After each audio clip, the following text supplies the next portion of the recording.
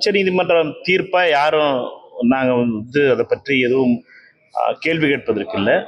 உச்சநீதிமன்ற தீர்ப்பை ஏற்றுக்கொள்கிறோம். உச்சநீதிமன்ற தீர்ப்பை எந்த ஒரு அரசாங்கமாக இருந்தாலும் சரி, எந்த ஒரு குடிமகனாக இருந்தாலும் சரி ஏற்றுக்கொள்ள வேண்டும். உயர்நீதிமன்ற தீர்ப்பை எப்படி ஏற்றுக்கொண்டோமோ அதை போலவே உச்சநீதிமன்ற தீர்ப்பை ஏற்றுக்கொள்ள வேண்டிய நிலையில் இருக்கிறோம்.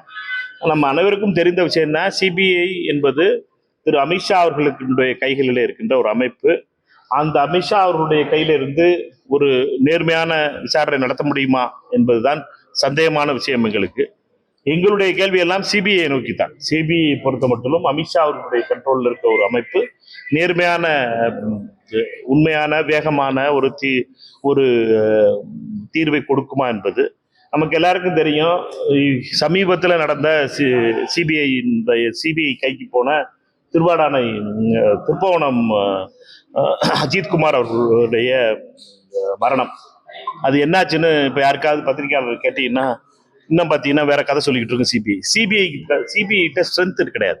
சிபிஐ ஸ்ட்ரென்த் இல்லாததுனால தான் சிபிஐனால சால்வ் பண்ண முடியாத கேசஸ் கூடிக்கிட்டே போகுது. அந்த எஸ்ஐடி பார்ப்போம், அந்த எஸ்ஐடி ஃபார்ம் ஆகட்டும். 2 போலீஸ் ஆஃபீஸர்ஸை பிக் பண்ணணும்னு சொல்லியிருக்காங்க. முன்னாள் நீதிபதி, உச்சநீதிமன்றத்தினுடைய ரிட்டையர்டான ஒரு நீதிபதியினுடைய தலைமையில் அமைச்சிருக்காங்க. அது 2 ஐபிஎஸ் ஆஃபீஸர்ஸ் யாரை செலக்ட் பண்ணுறாங்கன்னு பார்ப்போம். ஐஜி லெவல் ஆஃபீஸர்ஸ் அவங்க செலக்ட் பண்ணணும்.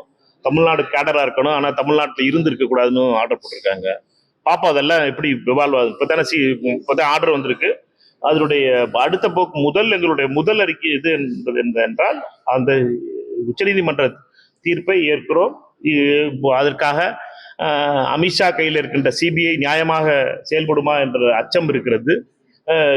சிபிஐ பொறுத்த மட்டும் ஒரு சாரா செயல்படுவதும் அதனுடைய ஸ்ட்ரென்த் இல்லாததும், ரீசெண்டாக நடந்த திருப்பவனத்தினுடைய அஜித்குமார் மரணத்திற்கு பின்னால் எவ்வளவு தொய்வு ஏற்பட்டிருக்கிறது அந்த விசாரணையில என்பது நம்ம எல்லாருக்கும் தெரிஞ்ச விஷயம் தான். இது எல்லாத்தையும் பார்த்து நம்ம முடிவு பண்ணணும்.